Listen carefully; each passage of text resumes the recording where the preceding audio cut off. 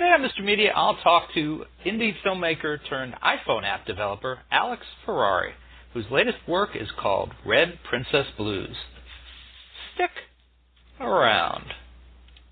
Hey, did you know that you can listen to the latest Mr. Media show right on your phone with the Stitcher app? Stitcher is smart radio for your smartphone. Mr. Media is on demand and on the go with Stitcher. Download Stitcher for your phone today. Get the free app at www.stitcher.com. That's STITCHER.com. So much media, so little time. Who keeps track of it all? That would be me. This is Bob Andelman, and this is the Mr. Media Interview. You know, MrMedia.com, MRMedia.com. Stop by and check it out. There are more than 600 archived celebrity interviews for your listening pleasure. The show is brought to you today by thepartyauthority.us. Planning a wedding, mitzvah, or corporate event? For any and all occasions, call the Party Authority nationwide at 1-800-DIAL-DJs. That's 1-800-342-5357, where one call does it all. And Mr. Media is recorded live in the new media capital of the world and home of the second best team in baseball, St. Petersburg, Florida. Alex Ferrari hasn't received the break he deserves yet from Hollywood, so he continues to make his own luck. The independent filmmaker, who was one of my very first guests on Mr. Media Radio back in 2007, promoting his short horror story, Broken, is back today for the second time to talk about Red Princess Blues. The last time he was here, Alex had produced a short animated subject with the help of actress Paula Garces, who you may know from appearing in Sci-Fi's Warehouse 13 and all three Harold and Kumar movies, and she voiced the lead character then. The cartoon was intended as a proof of concept for a full-feature Red Princess Blues.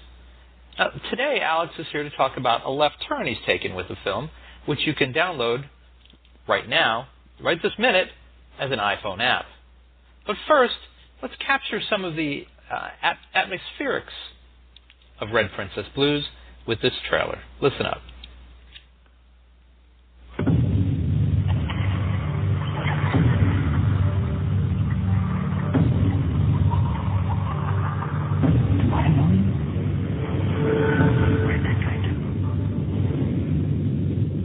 Which 10 is it? This 10 is where the real rides are, honey.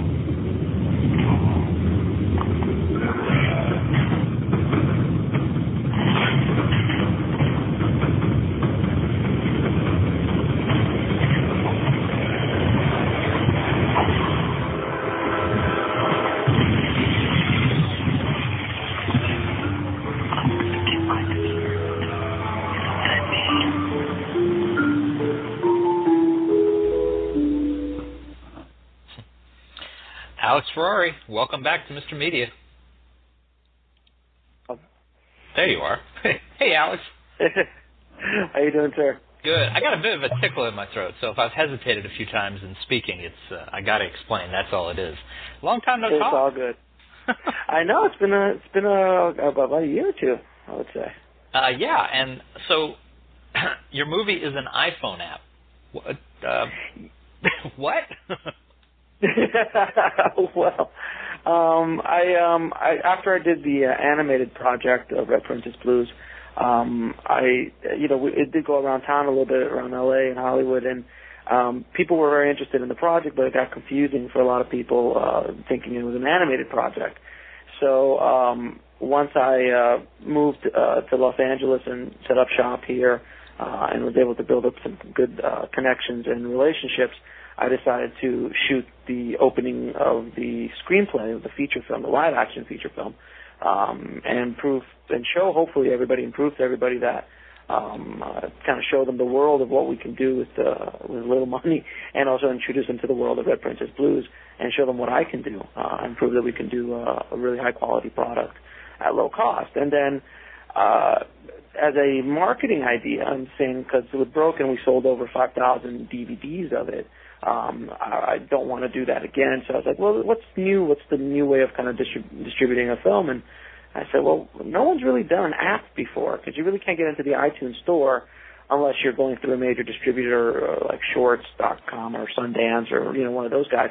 to get independent films on the iTunes store.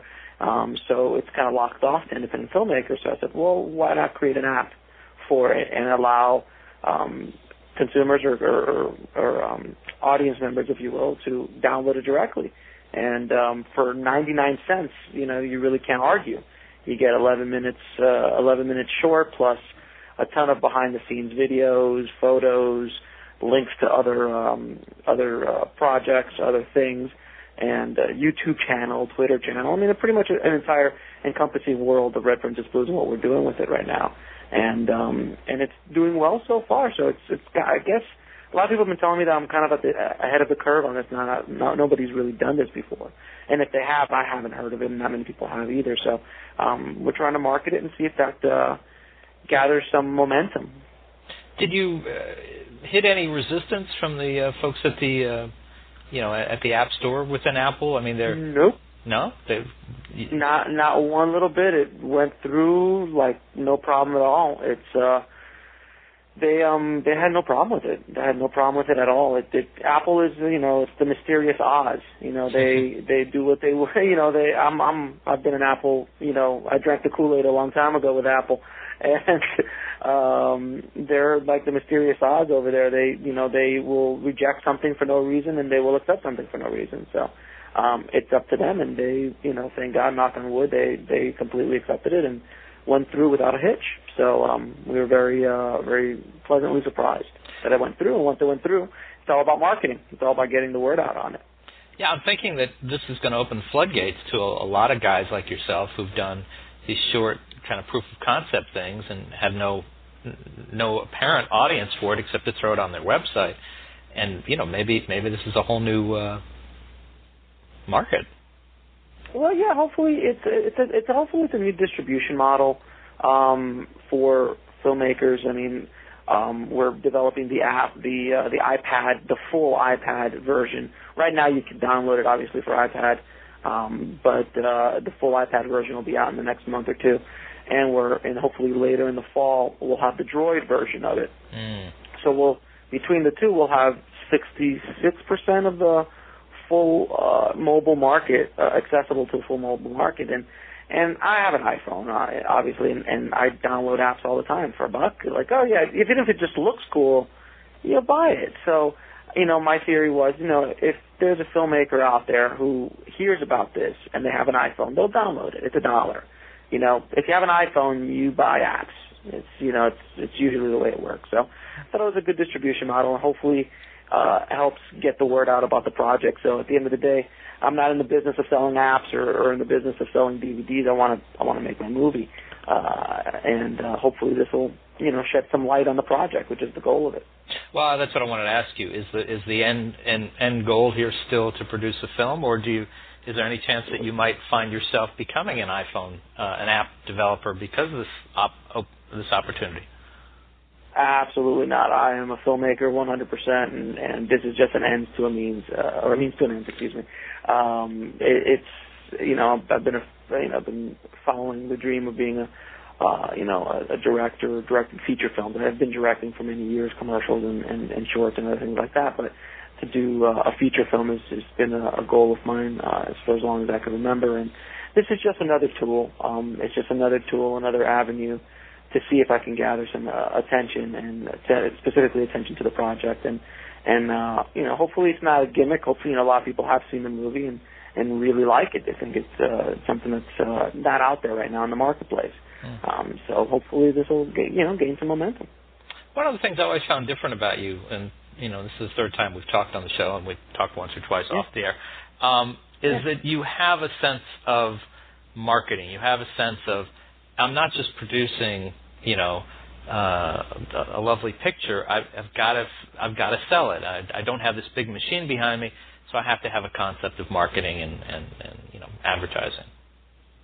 Yeah, absolutely. I think filmmakers nowadays, it's something I preach all the time, is filmmakers don't think of the marketing aspect of things. They just concentrate on making a film, especially when they're indie filmmakers. They're just very enthralled with the film and the filmmaking process and making their movie look beautiful, and they think that just getting it in a festival or two is going to, all the floodgates of money is going to come in, and Hollywood's just going to come down from the mountaintop and and go, you can direct and come with me, and that rarely happens. It does, but it rarely happens. And if you really want to succeed as a filmmaker, you have to understand marketing. You have to understand how to get the word out on it, because when you're in the trenches, you have to do what you have to do. I mean, I was able to generate a tremendous amount of attention with Broken 5 years ago, and I was in Florida, for God's sakes. I wasn't even in Hollywood. Hey, watch it. I'm still in Florida.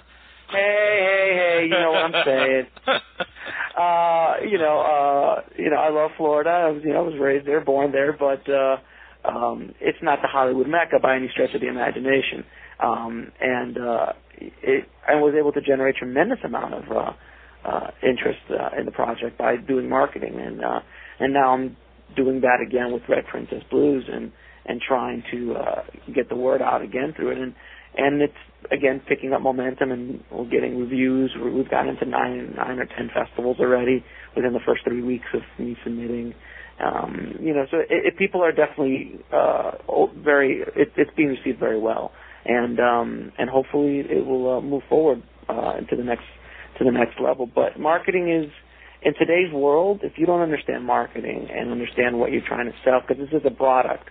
At the end of the day, it's a product. I know it's art, and I'm an artist as well. But you could either be a starving artist, or you could be an artist that can move forward and get financing to do more art.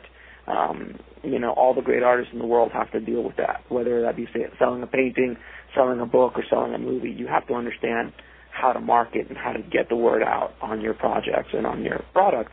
If not, you'll just get swallowed up by the immense amount of product and promotions are out there right now for so many other projects. Now, Alex, pragmatist that you are you honestly going to tell me that if this does very well as an app, this kind of introduction to Red Princess Blues does well as an app, that you might not consider making 2 or 3 more 10-minute episodes that could later be stitched into a film to satisfy an audience that only knows it as an app?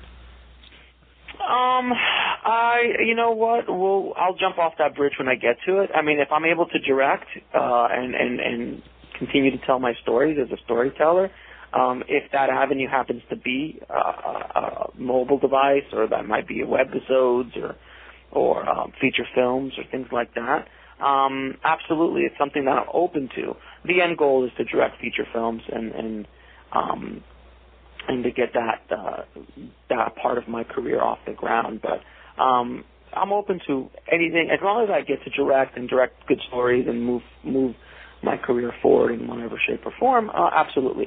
Being an iPhone developer, absolutely not. Got it. I don't want to do that. Fair enough. Well, in a minute, I want to talk to you about some of the talent that's associated with this film, and also have you actually tell us a little about the story. But right now, we're going to take a quick break, and this is Bob Andelman, and you're listening to the Mr. Media Radio interview, the third interview with indie filmmaker and current iPhone app developer, whether he likes it or not, Alex Ferrari, whose latest project is Red Princess Blues. And we will be right back. Ever thought of hosting your own radio show? Now you can by registering at blogtalkradio.com. While you're there, check out our selection of premium packages. To start your own show today, visit blogtalkradio.com. Now, this is the amazing question. If you could read my thoughts, you'd know you're listening to Mr. Media Radio.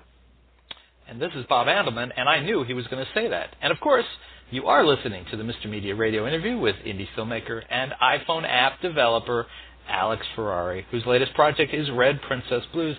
And, Alex, tell folks a little about the story that makes up Red Princess. For the short or for the full feature? Well, let's go with the short right now, because... Okay, great. Short basically is about a little girl who, not a little girl, but a young woman who wants to get into the kind of after-hours carny show tent where all the carnies go to drink and do all sorts of devious things. But like a young woman who wants adventure, she wants to try to get in and to the 21 and over club, if you will. And there's a character played by Richard Tyson of Kindergarten Cop and 3 O'Clock High fame. and he brings her into the world of the show tent. And by the time she figures out that she's in over her head, it's too late, and it's up to our hero Princess, who is a knife thrower in the carnival that they're at, to save the day. And that's essentially the short. And who plays Princess? Princess is played by Rachel Grant. She's a Bond girl. She was in Die Another Day. And I also was able to have Richard Tyson, like I said before, and Robert Forster, the Academy Award nominee for Jackie Brown, was gracious enough to lend his immense talent as the narrator and playing the storyteller of Red Princess Liz. I want to ask you, while you're doing this kind of thing is not making you a rich man. What else are you doing to pay the bills and make sure baby has a new pair of shoes? Well, I own a post-production house in Los Angeles called Gnome Robot, and we specialize in red camera workflow, color correction, visual effects, post-production supervision, visual effects supervision, titles, things like that. And we focus mostly on $5 million and under independent films, and music videos, commercials, things like that. But that's what I do to pay the bills, and that's what helped pay the bills to make Princess in the first place. And excuse me, was the transition difficult going from Miami to Hollywood? I mean, it's not like you're the only guy out there doing that stuff. I was very blessed and very lucky. I landed from Miami. I landed and I was working. I got a job doing my first job was a feature film, and I literally landed and set up my system. First thing before we unpacked anything else, we would set up my system and started working. And I've never been busier in my life. It's been very, very blessed and very fortunate to be working a lot. And a lot of people tell me that friends of mine are out here. They're like, Alex, you don't just land in Los Angeles and start working like a madman. It doesn't happen. I go, I'm sorry. I was very lucky, very, very, like I said, very lucky, very blessed to be working a lot. And, the word got out on the kind of work that we do. And it's been nonstop. I mean, I'm in the middle of 5 or 6 projects right now, mostly 5 feature films, a TV show, 3-4 shorts, and a couple music videos, all within the next month. So it's been very, very, very busy, and it's been kind of crazy. So and on top of that, trying to promote Princess and taking meetings around town and things like that, trying to get the word out on her. Well, maybe you haven't heard, but apparently there's this thing out there called a recession going on. So, yeah, I believe me, I do hear about it, and I thank my lucky stars every day how busy I am and how fortunate I am to be working well. What are you hearing from other independent filmmakers who you're dealing with, maybe as clients or just out and about? Has money dried up? Are they seeing opportunities? Are they having to do as you did with the app and look for opportunity in different places? I think that there's, in LA it's different than any other place in the world. There's always something going on. There's always, hundreds of filmmakers making their first movie or making a low-budget movie. The price points of $100,000, $200,000, $300,000 features are more and more recent or coming along more and more. And also the invention of the red camera really kind of opened the door to a lot of filmmakers because you're able to get really high quality product at low cost. So as far as money's concerned, yeah, I mean, if you're going to go out and try to get $3 or $4 million, which is what we're trying to do, it's hard. It's harder, no question. But there's a lot of dentists out there that have extra money apparently, and are financing features. And I know, like I said, I'm working on 4 or 5 right now that are $1 million and below, all of them. So they are out there and they are happening, but they're not. It's not the heydays of the '90s or of independent. Like in the '90s, independent film was they were throwing millions of dollars, and even in the early parts of 2000s, they were doing that. Those days are gone. And those kind of that kind of money of $7, $8, $10 million, independently financed movies are rare, very rare, possible, but very rare. So, filmmakers are stuck with either if you're in a $3 million or below or $10 million and above, you're more likely to get financed than if you had a $5 million movie, because that's kind of a dead zone between $3 and $10 million. But the majority of the films that we come through our doors are $3 million and below, and most of them are $1 million and below, believe it or not. And what happens to them afterwards, I don't know. I don't know how successful they are as far as selling them are concerned, things like that. But the one thing I can suggest to filmmakers, if you're going to make a film, try to get some sort of star or face on your project in one way, shape, or form, because if you don't, it's going to be extremely difficult for you to sell in today's very competitive marketplace. Well, last question. You did this proof of concept. You got some familiar faces, Richard Tyson, Rachel Grant. You got Robert Forster as your narrator.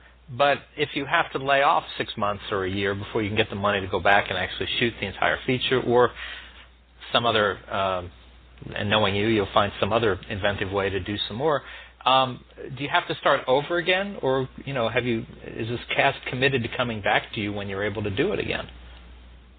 I would like to bring back as many people as I can from the short film, in one way, shape, or form, whether it's the characters that they played or other characters. But yeah, no, we would start from complete scratch. The short that I've shot is not going to be a part of the feature film by any stretch. Okay. We'd have to start from scratch and shoot the movie, with a finalized cast. Things in Hollywood change, on a minute by minute basis. So, hopefully, first step is to try to get the financing, and second half is trying to get a cast and bring back as many people as I can from the short, and friends and things like that I would like to have in the movie, and then we move on from there. The goal is to try to make the dream come true, and as well as I do how long I've been trying to get Princess off the ground, and I think this is the first time that we actually have something really solid to show the actual look of what I'm trying to achieve, and the actual environment and the world that I'm trying to create. And the theme that the kind of vibe that I'm trying to create with the world of Red Princess Blues, and hopefully somebody will take notice. That's what we hope. Well, listen, if you can't get Richard Tyson back, I'd like to suggest Jim Parsons from Big Bang Theory. I think that would be it. I think Jim's busy right now, but I would love Jim. That would be fun to play against type, wouldn't it? Yes. And he could be creepy in his own way, Absolutely. Not very threatening, but yes, creepy. Well, listen, I think little Tabitha would have beat him up. Folks, listen, you can catch Alex Ferrari's latest film, Red Princess Blues, only by downloading it at the moment from the Apple iPhone App Store, but it will be coming to Droid and perhaps other platforms a little later. Do you want to share a website, Twitter? Absolutely. I am a media whore. My website's www.redprincessblues.com. Please look us up on Facebook. Just type in Red Princess Blues and you'll friend us, please. And a Twitter as well is twitter.com/RPBmovie. And follow us there. Great. Well, Alex Ferrari, always a pleasure, and thanks so much for coming back to Mr. Media again. Bob, thank you so much for allowing me to whore myself out once again, sir. I truly appreciate it. If you're going to say that you're whoring yourself out, I'll have you back again. I love that. Thank you, sir. Good luck to you. Good to talk to you. Thanks, Bob. Bye-bye. And, folks, for more original interviews with America's top independent filmmakers, surf over to our main website, mrmedia.com, mrmedia.com. And you can now hear Mr. Media while you're on the go with Stitcher Radio. Stitcher is a free news and talk mobile application. The latest episode of Mr. Media is always available for you. No syncing needed, no memory wasted. It's available for your iPhone, your Palm Pre, Android phones, or your BlackBerry. Downloading is easy, so go to Stitcher.com or check out the App Store for your individual mobile phone. And while you're there, check out some of my favorite online radio shows, including WTF with Mark Maron, The Nerdist, Inside Radio, and Doug Loves Movies. And please take advantage of this great offer for Mr. Media radio listeners.